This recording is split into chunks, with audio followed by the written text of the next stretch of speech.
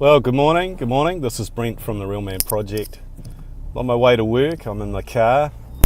Accessibility is a big thing, so today, without saying too much, hopefully this will go well. I'll be able to articulate some points unedited.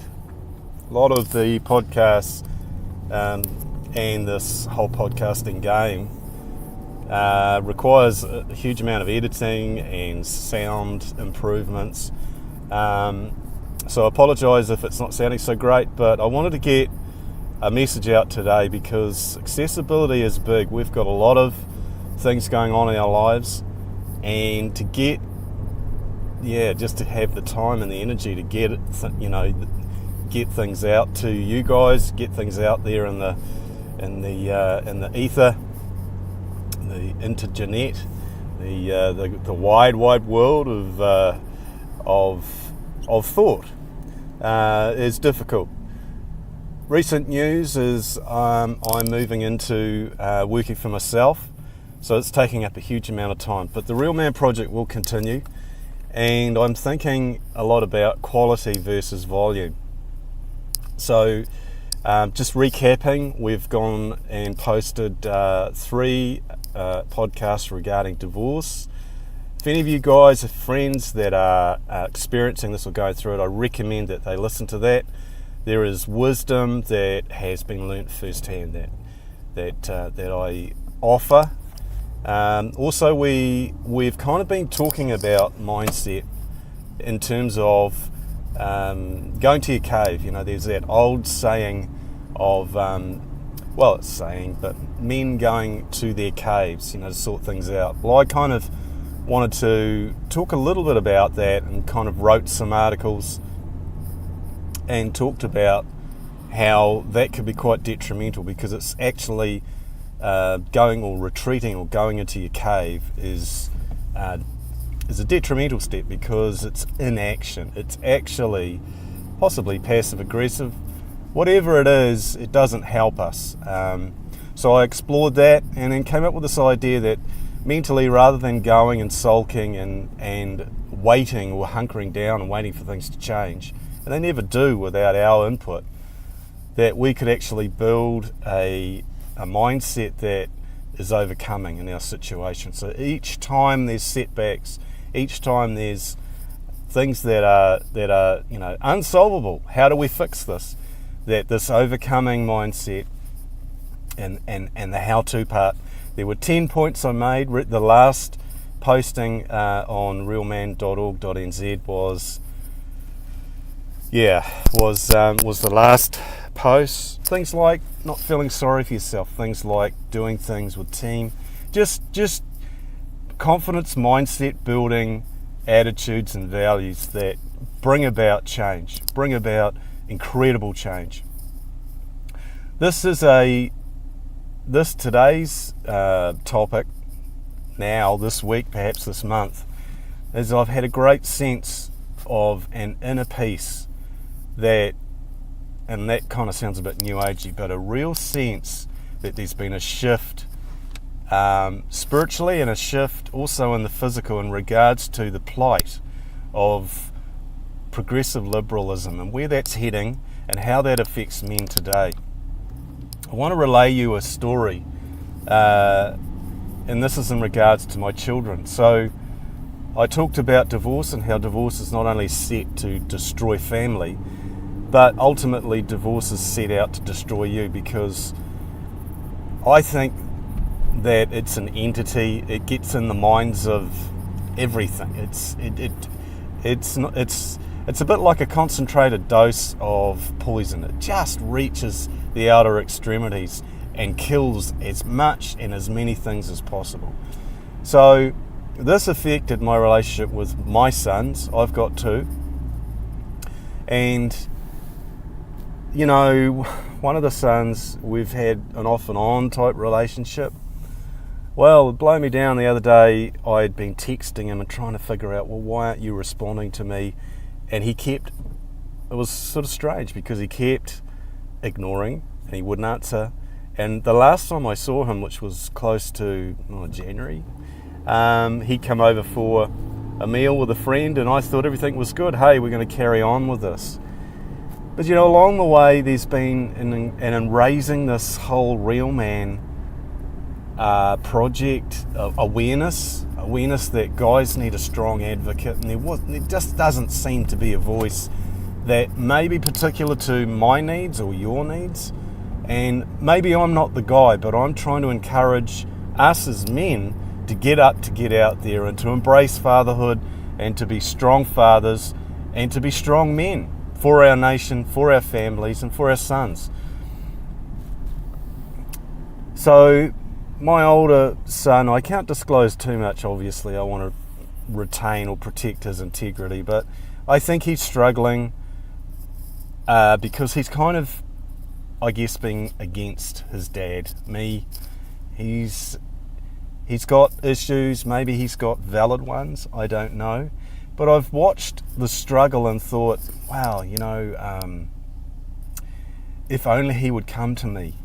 Because what I want to say now is, your father, whether he was absent, whether he was present, your father has a huge influence on you, whether he's alive, whether he's dead. And why is that? Because men, and this is what I believe, I don't know, you know, who the authority is other than my authority, which I gleaned from the Bible, and it's not interpretation, but that we all have an innate sense, this sixth sense, that things have to be right within ourselves as men, and that's only come about by how we treat our dads. You know, dads have a huge power because God has given them authority, fathers, over their children, to grow them, to bless them, to impart, and that's the natural order of things, yeah? So when we put up or raise a standard against our fathers, it affects us. So I've got a stepdad. He came into my life when I was about 6 or 7, and it was a horrible experience for me because I think he was deeply resentful, and I can see now that it was just terrible. You know, I was a naughty kid, and I lied, and I was just, because my real dad, he kind of disappeared at an early young age, and it deeply affected me because my mother still bitter about him and calling me all sorts of names. Oh, you're just like your dad, you're this, you're that, all negative, reinforcing my identity as, you know. And here's the new guy, the stepdad, who was sort of had a military attitude. I'll beat it out of him, or I'll be the enforcer. And it just compounded. And over a period of time, you know, I stuck it out personally. I was like, okay, well, maybe I should be, you know, compliant, to please mum. And it just got worse and worse. Now, I'm bringing this up because to this day, little did I know he's got issues with me. Little did I know that, and I don't personally have issues against him. There's no bitterness, there's nothing, but I really just don't want anything to do with him because I'm thinking, dude, this is your problem. This is not my problem. So even though that far reach, you could say, well, relationships affect people in different ways. Well, yes, but principal relationships, such as with parents and close relationships, blood, DNA kind of stuff, a huge effect on us, our attitude, our outlook. Now, getting back to my son, he's struggling because he's put up a fence, and we can go and talk, across the fence, but he's not coming over, and I got a call from him after 2 or 3 months of not hearing from him.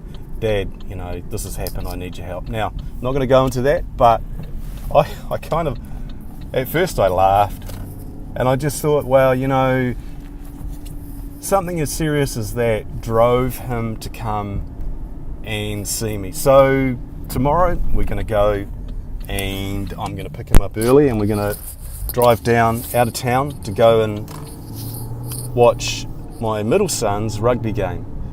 Now that could be the end of it, I don't know, but I want to say that I sense, not just in my life, but I sense all around the world, the fear of where this progressive extreme liberalism is going has subsided.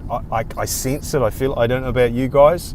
So I'm imploring guys around the world, I'm imploring friends, close friends, shout out to Damon Rudge. Mate, you're awesome. And I just kind of feel like I want to say, keep up the good fight, mate. And for other people as well. What you do in life really does matter. And posting things on Twitter or social media and raising awareness, that's all well and good, but being the man of God, or being that upright person, the staunch, upright man, real man, is way more. It speaks more volumes more to other people. So today, as I approach work, we're almost there. I just want to say to you guys, the Real Man Project may not be as regular, and I may even use this as the vehicle to convey messages. But I just feel that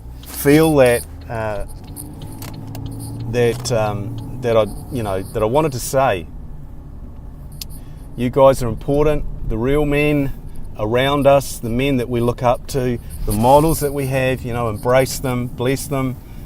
And guys, maybe we need to address some things about our attitudes with our fathers, some bitterness, and put some things to bed. So I'm going to sign out. Have a good day, and thank you so much for listening.